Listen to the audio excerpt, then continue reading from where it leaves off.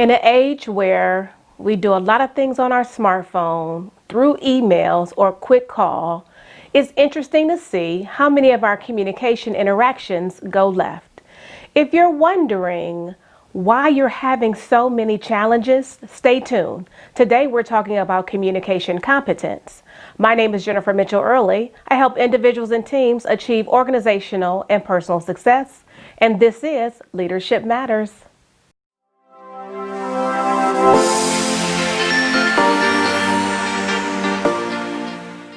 At the heart of every issue, personal or professional, is a complaint about communication. Whether it's you don't communicate clearly, you're not transparent, whether it's about miscommunication, misunderstanding, or disinformation, it all revolves around communication competence. Human communication is inescapable. Think about how many times today, for instance, you have communicated on purpose.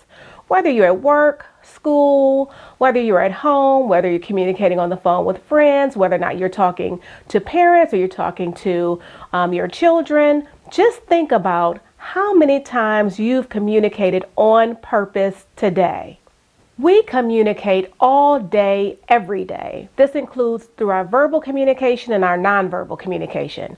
For example, how many texts have you sent today? How about DMs? What about emails?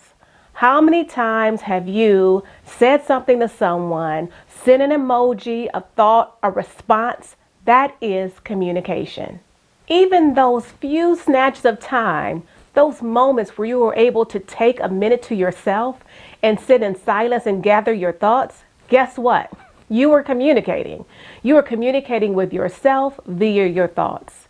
Most people spend between 80 and 90% of their waking hours communicating with others. Suffice it to say, the ability to communicate effectively is integral to life. In its broadest sense, communication is a process of acting on information. Someone does or says something, and others think or do something in response to the actions or words as they understand it. So one reason why things can go awry is just because you send out the message with one intention doesn't mean that it's understood in the same manner in which you send it out. People respond to messages based on how they understand them. And this communication is not unique to humans. Animals communicate as well. For example, the way that I communicate with my dog. If Bailey barks, I know that she wants my attention. She's either thirsty, she's hungry, or she wants to go outside, or she could want to play. The same is true if she whines. Something is wrong. She's trying to get my attention. If her tail wags, I infer that she's happy. She's happy to see me. If she licks me, I take that as a sign of affection. And vice versa. When I'm happy, she hears it in my tone and she wags her tail in response. If I'm not happy with something that she does and I'm stern and I rebuke her, she tucks her tail. She lays on her pillow. She watches me to see what my nonverbal cues, my nonverbal messages will be as a result. So we communicate and animals communicate and other species communicate and have their own form of communication. But for our purposes today, we are obviously going to focus on human communication and our human interaction. Human communication is the process of making sense out of the world and sharing that sense with others by creating meaning through the use of verbal and nonverbal messages.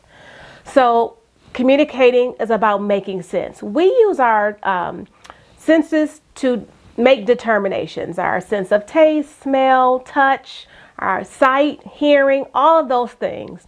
In addition to that, we use any of our, inferences regarding the logical explanations of what's going on, as well as anything that we get from our intuition, any of our gut responses, our discernment, all that helps us to make sense and interpret the things going around us so that we get a sense of what's going on as it relates to communication. Communication is about sharing sense. We share our experiences through our words, through our music, through our arts, through our gifts, through our clothing, through our expressions. That's the way that we share how we think about the things going on around us. That's how we communicate those thoughts with other individuals. Communication is about creating meaning. So there is meaning that is created through our exchanges with one another. And herein lies some of our challenges. Just because, again, we create a message with a certain meaning doesn't mean that it's received that way. So essentially, you could say that we co-create meaning through our exchanges with one another. Every individual involved in the communication exchange helps to shape the meaning of that interaction. And they do so by all of the experiences they bring to the table and the interpretations they employ to the meaning of that interaction. And that shapes it in its entirety.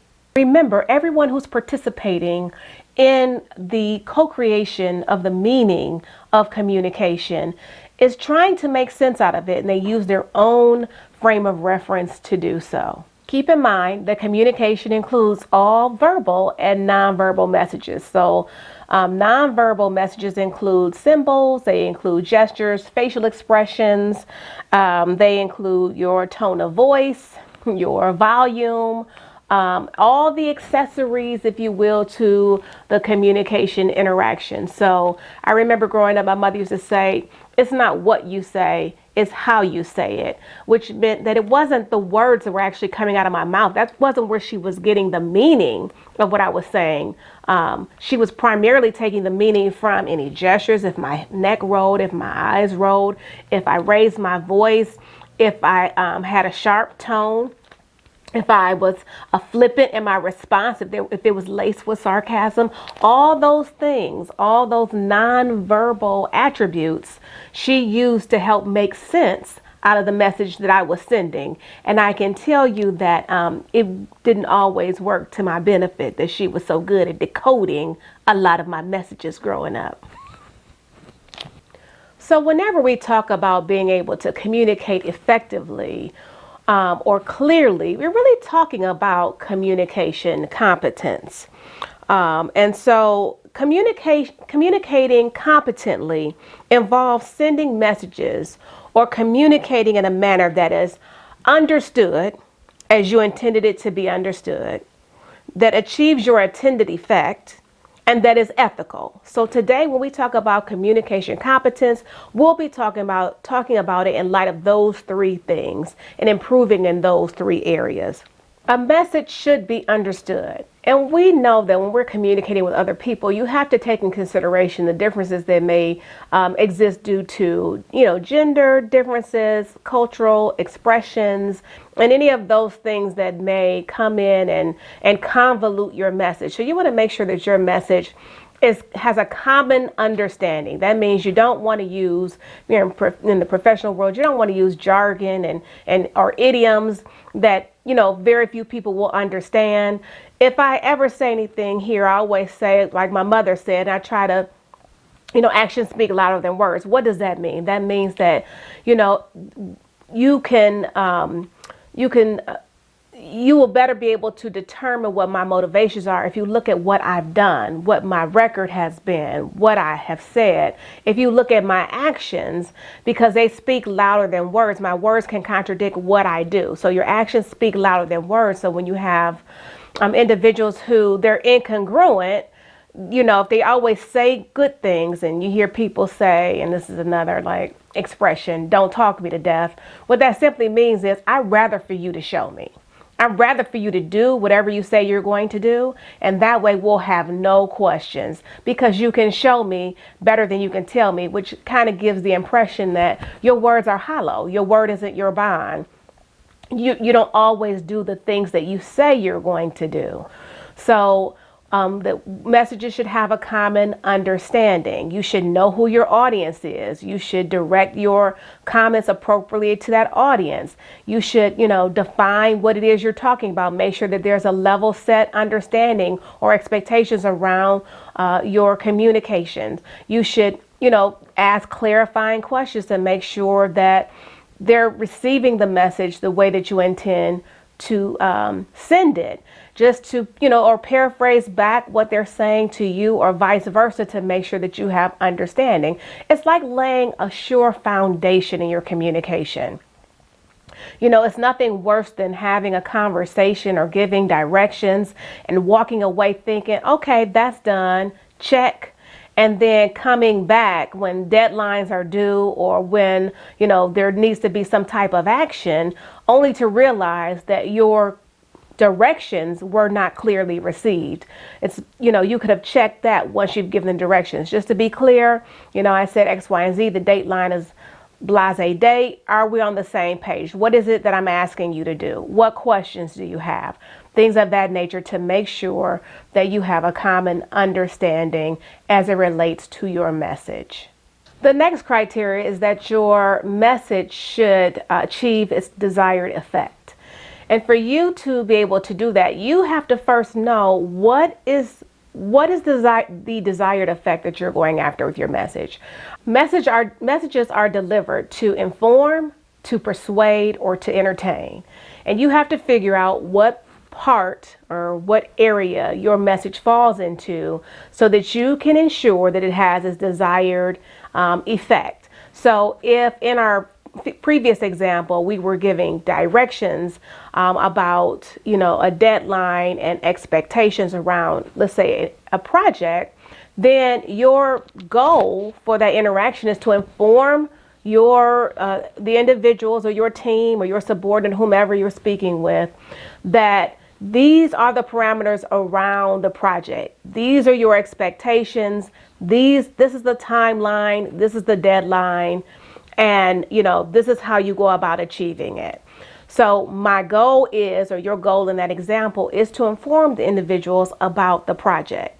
If your goal is to entertain, you have a totally different goal. You can laugh and joke, and if people walk away with a misunderstanding, it may or may not be a big deal. But if you're trying to inform someone or you're trying to persuade someone, knowing up front what your goal and your objective is in that interaction will help you to be successful in delivering a message that does exactly what you intend for it to do. Another goal for your communication may just be to inform, but also to continue to build a relationship, to gain trust, to be transparent, to problem solve, to mentor, to coach. Those are the reasons why those are other reasons why we communicate as well, and why we have to be diligent in ensuring that our communication meets its targeted results. So if your goal is to not only delineate deadlines and talk about expectations, but also to coach along the way or in process and to build trust and to help problem solve, then you want to have those checkpoints within your message to ensure that individuals feel comfortable responding if they're not clear. If you don't understand or if you need some additional assistance, I'm always here. You can check these additional resources.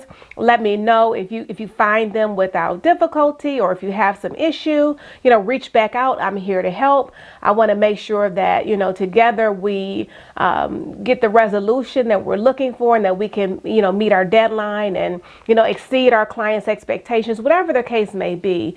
You want to make sure that you have that wrapped up in your communication as well, that you're also communicating not just the deadlines and expectations, but the fact that you are willing to walk alongside of them and to assist in the process. We should also consider that not every interaction is designed for us to get something out of it tangibly. It's not designed just to execute something. It's not designed just to persuade someone over to our side. Sometimes we communicate just for the interaction, just for the camaraderie, just for the relational aspect of it, just to demonstrate our humanity, just to let someone know, hey, we're here from you, or hi, how you doing, or whatever the case may be. Just being friendly, just being kind, just being, relating to one another. And lastly, when we talk about communication competence, and this is a big deal, and we've talked about it multiple times, but being ethical in your communication. It does no good to, make sure that you have a common ground, that that there's nothing that is, no noise that's interfering with your message, nothing, no, disparities as it relates to language or other educational barriers or things of that nature. It does no good to make sure that that you are, the intentions of your message if you're not going to be ethical in it, if you're not going to be truthful in it. Ethics trumps honesty, trumps all of it, because if you do all those other things and you're not ethical and you're not honest and you're not transparent in your communication, then all the trust is blown. It goes out the window, and whatever you were trying to build in your communication, it can still be misconstrued at that point based on the fact that you haven't been ethical. And just so we're clear on what it means to be ethical, being ethical in communication means being sensitive to others' needs, not forcing them to do anything that they don't want to do, giving people choices, and allowing them to behave in the way that they see fit. Keeping private information private, keeping confidences, being trustworthy, being a source where they can vent without being, a leak of their information, and not intentionally decreasing other people's self-worth or self-value. That's what we mean by being ethical in communication. Unethical communication does the exact opposite. It forces people to have to have views about others, or it demeans their integrity. And it removes their choice because you're not honest. You're persuading them and not giving them the benefit of having all the information to make an informed choice for themselves. I've said it before, I'll say it again. Honesty is an integral part of ethical communication. If you lie, if you distort the truth, if you pervert the truth, if you omit the truth, you are not communicating ethically. And eventually, it will come to light. Eventually, something will transpire somewhere where you will be shown to have not been ethical in your communication, and you will lose any trust that you had up until that point.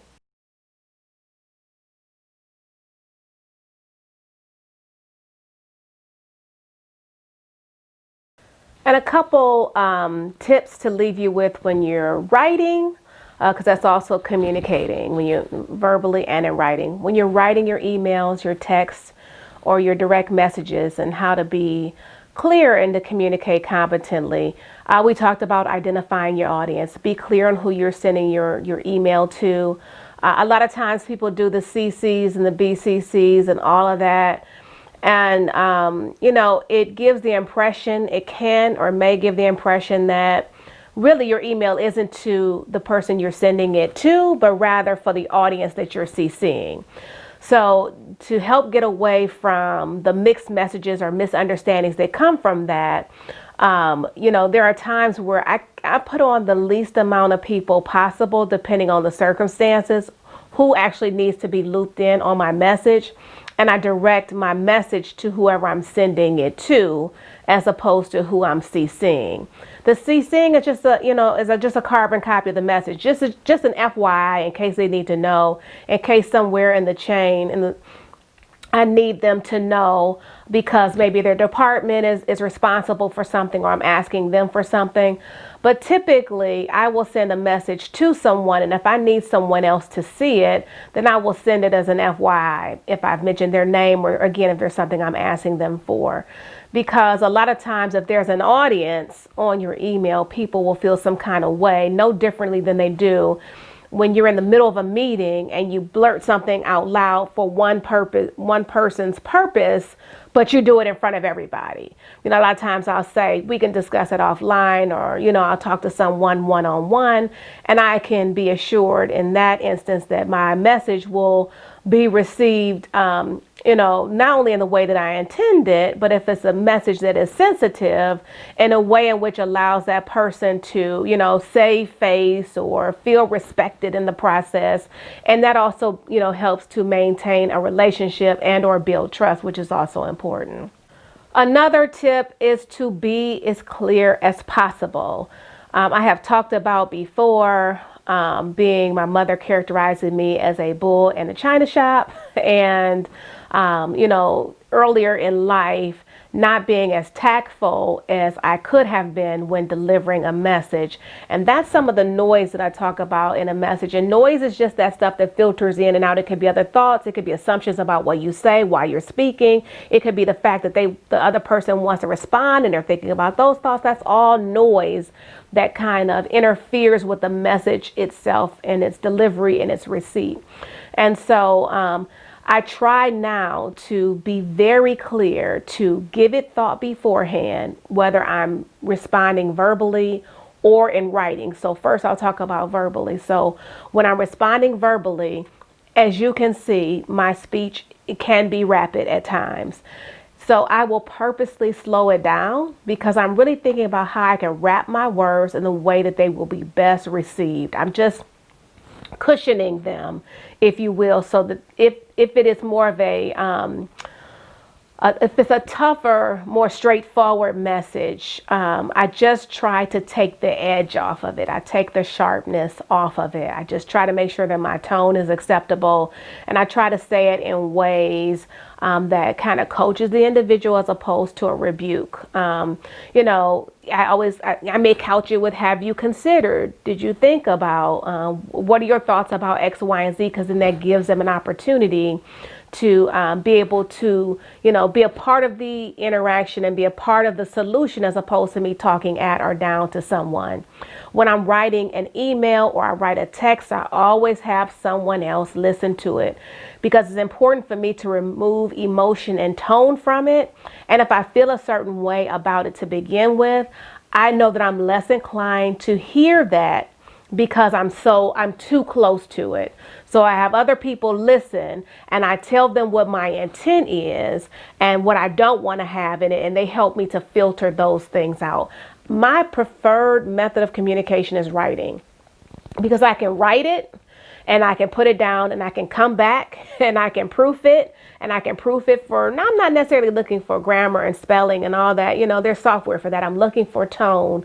I'm looking for clarity. I'm looking to make sure that I haven't made any assumptions in my communication, that I have bridged gaps in my head that I think that the receiver should have already been able to bridge, and that may not have been the case.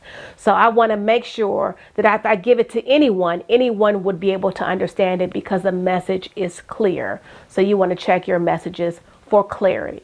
And the last thought I'll leave you with is allow for give and take.